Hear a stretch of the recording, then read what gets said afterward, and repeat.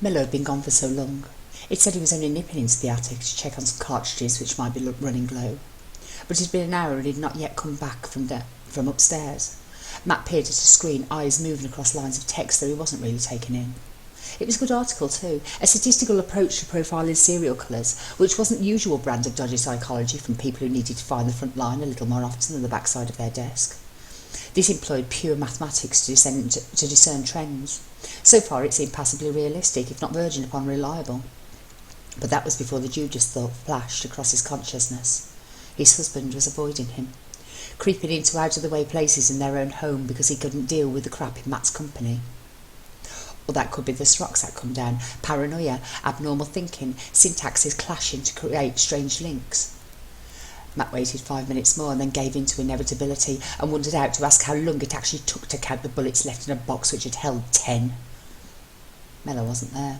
Matt passed him on the way, sitting contemplatively inside one of Matt's gaming collection rooms, recently established on the upper floor. He wasn't playing anything. He was just sitting in an easy chair, staring straight ahead. Matt paused at the sight of him and then doubled back, lingering in the door in a pool of light cast from the bright bulb in there.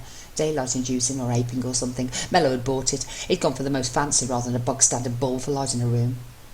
Mello's eyes shone, tiny blue slits with stars within, or so it seemed from that distance, through eyes muddied with occasional hallucinations and bouts of abnormal or blurred vision.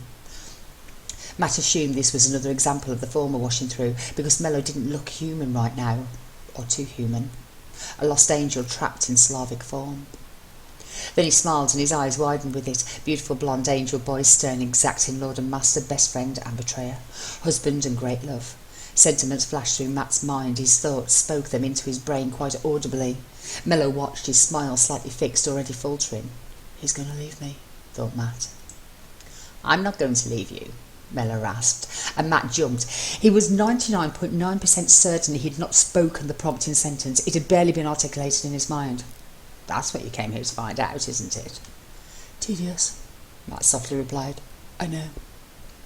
Palms flat, Mello patted the wooden padded arms of the easy chair, seemingly about to stand, animated into sudden activity, whereas before he'd seemed so still. But he stayed put. You know how the most precious things are usually the least ostentatious, the hype making some items bigger, more ornate than they actually are. Like the Holy Grail and Indiana Jones and the... Matt petered off, realising that the title was kind of implied in the object. Crappy wooden goblet, not any of the gold ones encrusted with jewels. Mello sniggered. The Holy Grail is never what people think it's going to be. No. Matt wondered what game they were playing here, but he gamed with the best of them. Sometimes it's a bricked-up megalith in a dodgy old house. Mello didn't miss a beat, and sometimes it's a very old Nintendo toy. One hand slapped his own thigh, a flat sound bouncing off the leather. Matt took a step forward into his own gaming chamber and then loitered in his new spot, convinced that he'd misunderstood the command to approach. But Mello had noticed, and whatever he'd meant before, he touched his lap with one hand and then clicked his fingers towards a patch of carpet at his feet, like he didn't know whether to be lover or lord today, and was struggling unusually at merging the two. Matt padded forward, but lingered a step away. If Mello didn't know where to send him, then Matt couldn't work it out for himself. The rules of submission didn't allow for such autonomy. Mello shrugged and seemed to shake himself. I'm sorry, I lost track of myself there. What? Will you sit on my lap? Mello asked. It wasn't the way Matt thought he'd jump, but he didn't generally get a say in the matter either. Mello snorted a tiny laugh. It's not a trick question, I want you close. I thought you'd prefer the challenge of my mastery, and then remembered that you're my fucking sub. If I want you on my lap, you'll fucking get on it. His fingers clicked quite decisively over the leather now. On. Matt smiled and took the position indicated, perching on the edge of Mello's knees. There wasn't another chair in there. It wasn't usually a social kind of venue. Mello's arm snaked around Matt's waist and pulled him bodily backwards to sit against Mello's chest. So? He asked, sure now that Mello was just flustered and not being too weird or anything. Have you much experience at this dominant malarkey? The blonde ignored his trolling and nodded instead towards the highly illuminated glass cabinet opposite. He had, Matt noticed, switched on every light in the room, each game cabinet glowing. At least it was tidy in here, where the rarest, most collectible consoles and games sat safely inside wide displays. Next door it was a complete mess, and the one beyond that worse. Cartloads of old games stacked any old way, requiring an eidetic's mind to know where each might be found. It drove Mello crazy, but they weren't his rooms, nor was this. Though the cleanliness and order of the exhibition solved the Slav sense of propriety, it was tidier in here, Matt decided with a smug satisfaction, than it was in Mello's book library downstairs. Probably not for long. Mello seemed to be waiting for something. What? You're sitting on my lap because I want you to see what I'm seeing, from this angle. Mello indicated again the cabinet in the centre of the row against the inner wall. It's where your eyes are drawn, the centre of attention. Matt knew what he saw, but then he had a lifetime of memories and associations encompassed in the various gaming memorabilia in this room, which he couldn't expect Mello to share. What are we looking at? He prompted finally. Tell me, what is the thing that draws your eye, your equivalent to the Holy Grail, the precious artefacts hidden in plain sight? You? That elicited a snorting laugh from the Slav, who appeared quite pleased with the sentiment. That came almost close to flirting. His mirth was checked by a secondary thought passing stark upon his expression, as Mello's mental processes so often did, his emotions ever on his sleeve, just about everywhere else too. Are you asking me to guide you with what I'm seeing? I'm sorry, I thought you meant you're my equivalent to the Holy Grail. Matt informed him, enjoying the coyness that his comment evoked. Mirror really was losing the game today, wrong-footed at every turn. Well, since dinner time anyway, not before that. Matt bowed his head, remembering the sensation of tingling all up one side of his body, and had badly freaked out this morning over such a simple thing. Mello had been on form then. Impulsively, Matt pecked a kiss upon his husband's lips and was drawn in for more. Love you. Sorry I don't tell you that as often as you need. Mello was startled into leaning back, staring. Fuck you, and what have you done with Mile?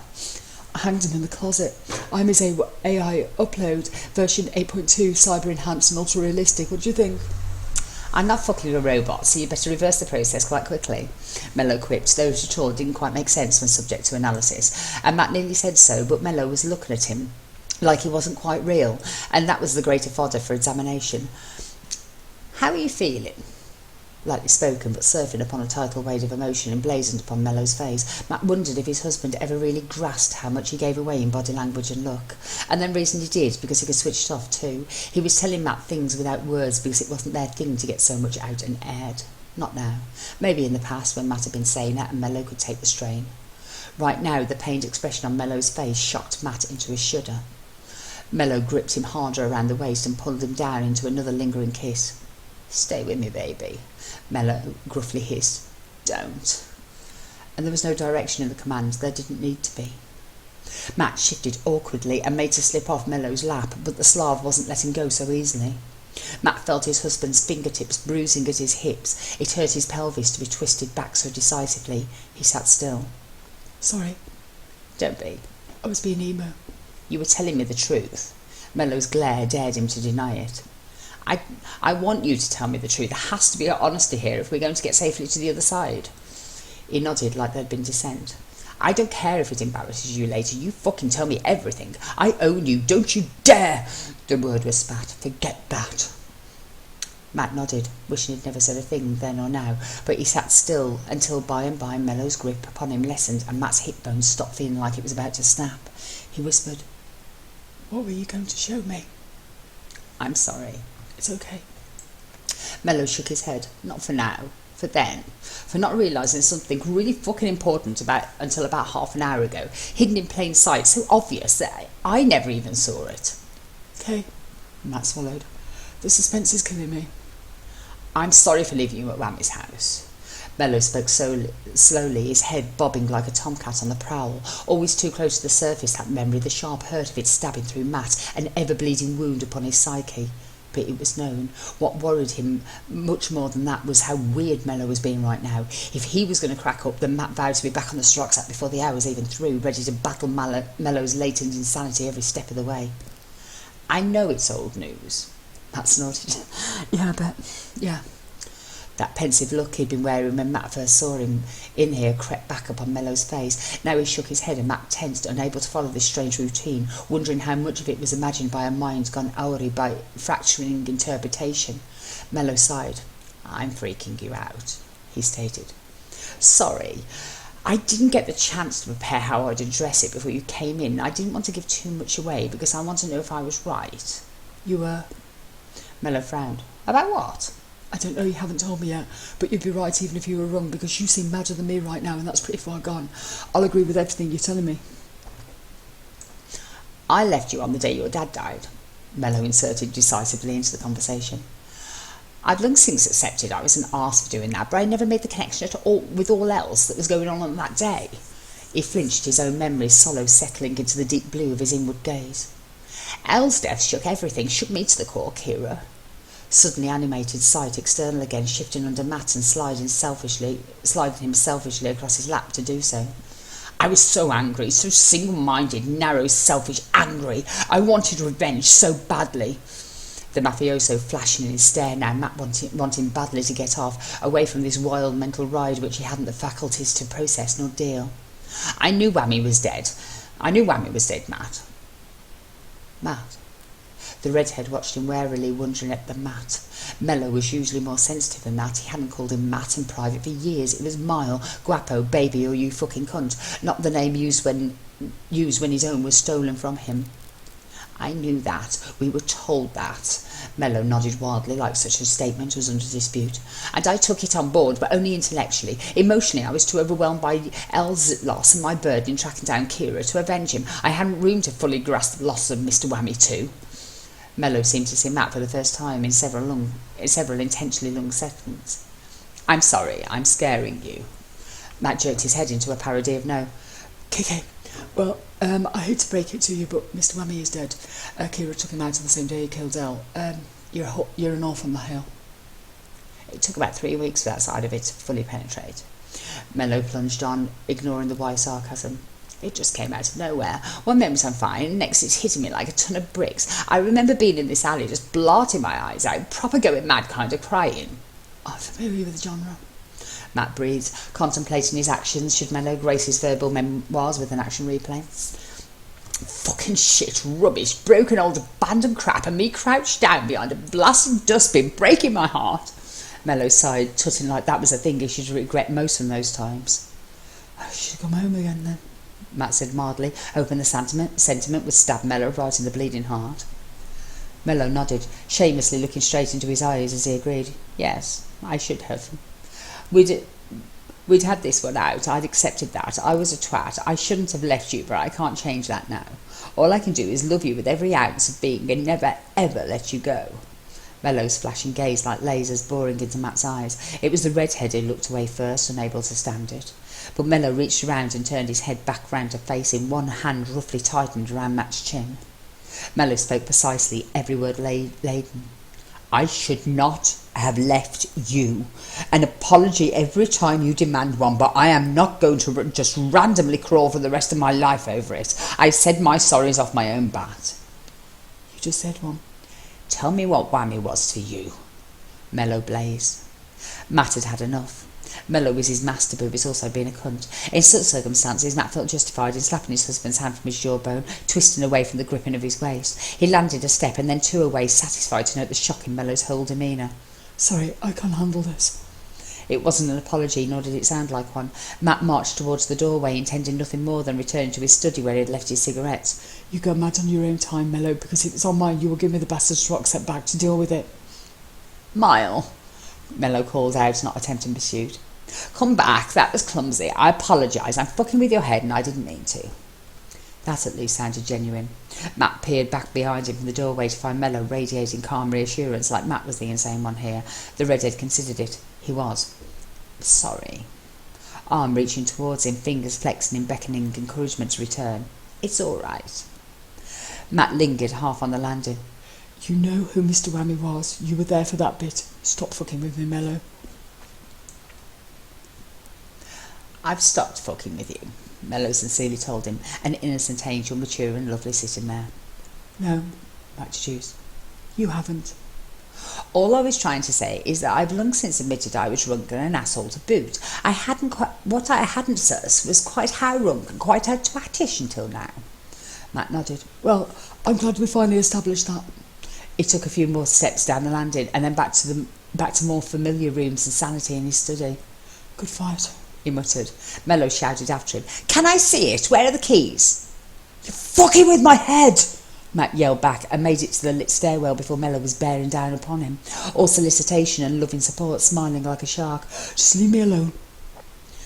"Whammy kept you alive before. Whammy did it, not me, not Roger, not Anne. He gave you the most precious thing that anybody ever gave you, and you kept it." Mello gushed out all breathlessly. "Pride of place in your best exhibition room, the thing that your eyes are drawn to when you sit in that chair, which is always there, precisely placed right there. It's the handheld game that Whammy gave you when you were 3, before I even came to Whammy's house. You've managed to hold on to it all these years, even as a child, even when you couldn't have known how important it would be. Even when I smashed up your flat in Southampton, you kept it safe and sound all these years, and I've never even seen it before. I've shared a room with you for the best part of 2 decades, and I've never so much as touched it." Eyes searching wildly. "Where was it?" Desperation in that gaze now. It confused even as it annoyed. Matt turned away, shaking him off to take another 2 stairs down. You put it in the display cabinet, so blasé, like it was no different from all the rest. But very little that old is original. You replaced a lot of things from collector's fairs. Consoles got broken because you were a kid and played with them until they fell apart. Matt stopped at the lower landing doorway and peered up at his bewildering husband. "You're doing my head in." He spoke it too far gone under his spouse's weirdness to risk screaming it. Mello remained staring at him from that halfway up the staircase. "That little nest, the 64. He watched Mello's frantic nod in affirmation. "It was in my box under the bed at Whammy's house. It was in my safe at the flat, and here, it's worth a lot now." "It's priceless," Mello agreed. "I could get you 100 identical from collector's stores, but it wouldn't ever be replaced. He gave you something to grasp. He gave you stability and a reality which you could control. He gave you a chance." Matt sighed and continued on towards his study, focusing upon the need for a cigarette to keep at bay the legions of hurt swirling for purchase through the memories that Mello invited in. He'd made it safely into his everyday room, surrounded by his things, and a cigarette sucked hard between his lips before Mello followed him in. "Please, just drop whatever you're trying to say. It's not working, whatever it is. It's just inarticulate fuckery and..." "Whammy was your father. He found a way to bring you to life. Not biologically, but your father nonetheless." "Drop it, dick-face, and fuck off out my room." "I'm sorry that I left you on the day your dad died. I'm sorry that compounded matters." "No wonder," Matt yelled. "Get the fuck out until you know it. Shut the bastard fuck up." Mello shook his head once, plunging on. "I was looking for inspiration on how to save you from the one who did it before." Beseeching gaze, anxiety rife upon the blonde's burnt face. Matt shook his head in agitation, close to actually striding over there and punching him if it would get him out of his face with his mind games. Mello was missing the point entirely, too wrapped up in whatever his fevered imagination was concocting to even stalk reality. Okay. Mello's actually taken a step back, hands up and waving in surrender or defence. "I should have planned this better before I raised it with you. I should have thought about what to say." Matt didn't deign to dignify the blatant fuck-up with a look, let alone a response. He sat down in his armchair, disdaining the settee as having his back exposed to the insensible Slav, and unpaused the game on his PSP. He willed his whole consciousness to focus upon the pixels between his fingers, hoping sheer ignorance would render Mello invisible, sending him out of here until he could be trusted not to be so insane. A choking comment came from the periphery of hearing from close to the back of the wall. "He taught you how. I knew this. I did know it. How could I not? I study all there is to know about me. You fascinate me." Matt turned up the volume and Mello took the hint. He shut up, but not for long. Suddenly he was there, crouched on the carpet before Matt's feet, one hand on his husband's knee, peering up with an expression pleading for understanding. Not Matt's master now, just an over-emotional twat at the end of his own tether, expecting more than Matt had the capacity to give. "I want to give you something to hold on to," Mello told him, smiling. "Fuck the mini-meeting of the EHC in America right now. I want you to meet them all, a real-world reunion, with whatever security you wish to apply." Mello watched him with dizzying earnestness. Matt stared, unsure how to grasp this word swimming over his head but not catching in his heart. "Whatever it takes, wherever in the world it needs to be, flights, accommodation, fake passports, visas, any other documentation, with whatever you or they need to make this a thing, all of them there, all of them coming to see you." Matt could barely see his husband's features anymore. His vision danced in blurring disarray, and he couldn't even tell if it was Roxette or tears, but the hand on his knee gripped its comfort, even when he sensed the onset of hyperventilation. gasping out, "What?" And then, "No, they couldn't. All the word security." And a small part of him must have leapt entirely into hoping, because his common sense thwarted of his dream hurt such a lot. "It couldn't be done." "Is that a challenge?" Mellow's voice, calm and steady, cut through the mire. "Ask them. Compose a plan. Use those collective cyber-pirate genius minds to work out how it could be possible, and then hand over to me." Mellow's mouth floated into clear view through the miasmic blurring, grinning like a Cheshire cat. "And if you can't think of a plan, then get consent. I'll do the brain power bit." "I can't meet them," Matt argued, a sob in his voice. "Not like this." Mellow's whole body came in sharp focus, eyes sparkling, mouth beaming, every molecule broadcasting the message that it could and it would happen, and Matt would be fine. Not now, Mellow gruffly told him, leaning in, stealing a kiss, radiating enthusiasm from inches away, filling his face. "Stay the course, Guapo. This will be your reward. Make it at least 2 months from here, when all will have stabilised round you, and then I will take you to meet your cyber dad and siblings." Mellow smiled. "And I'm sorry I set this up to ask so clumsily. I was still formulating the key to giving you something to hold on to, even as you were squirming in my lap and making me hard." "What?" Matt breathed, but Mellow held him, whispering hotly into his ear, "Ask them." And for a moment Matt could even contemplate this occurring, because Mellow had his mission now, and the blonde could rarely be diverted when his goal became so targeted. "Well?" "Ask them," Mellow commanded more loudly, stepping back. "And now I will get out of your face and let you sort yourself out and plan your strategy." A smile directed back from the doorway. "Do it, genius, like you once persuaded them to join your consortium. Game on. Good luck." And he was gone. Matt sat for 20 minutes just waiting for his vision to settle and his mind to stop repeating words back to him in endless array. Another hour passed in gaming, the offer floating like a bubble through his mind's grasp, sometimes forgotten, sometimes seen, until he knew he couldn't bear to lose the notion that somehow this meeting would be real, and he entertained himself with imagining of how it might be. And then a lair came online, and Matt found himself typing the question into chat. The Frenchman's response had him staring, making excuses to momentarily set himself AFK because Matt really couldn't breathe. "Mellow!" he shrieked, starting to panic. Though it had been well over an hour, Mellow was back beside him within seconds, watching him through the cameras probably, embracing Matt close and rubbing his back. Panic gasped out in suffocating snatches. "What if they say no?" he gaped. "I can't look forward to this and then lose it." Mellow was ready with an answer, as he probably had been earlier too. "Then I will take you to see them, every one of them, one by one, around the world. If they can make Luke, then they will certainly see you." He said the latter fiercely, with eyes tightening, like somebody would die if they refused. Matt's heart thundered with fear and longing for it to be, and then with a certainty that felt like presentience, and was almost certainly subconscious logic running an algorithm through every variable and passing them into the likeliest hole. Matt knew without a doubt that he would meet the EHC. Every single one of them, even Crash and Burn, even Cloud. All the anxiety seemed to shatter against the wall of that certainty and fall back, dissipating into the sharp and ringing air, anticipation hungry on his tongue, his lips tingling, teeth grinding. "You're all right, Mile," Mellow told him, and it sounded sane. "Go and invite them to your party. Make it happen." Matt nodded. "Okay." Tactics forming with a Twitch gamer's instinct. "Challenge accepted."